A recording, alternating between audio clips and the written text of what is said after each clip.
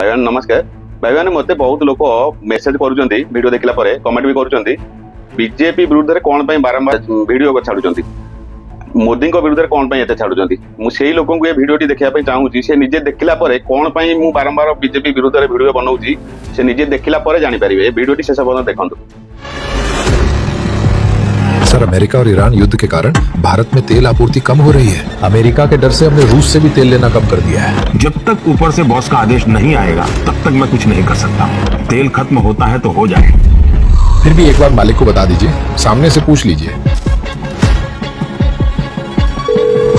Hello, who is this? Trump मालिक, हमारे यहाँ तेल की समस्या हो रही है। क्या मैं रूस से कुछ तेल खरीद सकता हूँ? प्लीज मालिक। इतनी मेहनत कर रहे हो तो ठीक है, लेकिन केवल 1 महीने के लिए। सिर्फ 1 महीना? इससे ज्यादा छूट नहीं मिलेगी। अगर तुमने मेरी बात नहीं मानी तो तुम जानते हो मैं क्या करूंगा। अरे नहीं मालिक, जैसा आप बोलेंगे मैं वैसा ही करूंगा। मोदी पूरी तरह से कॉम्प्रोमाइज्ड हैं।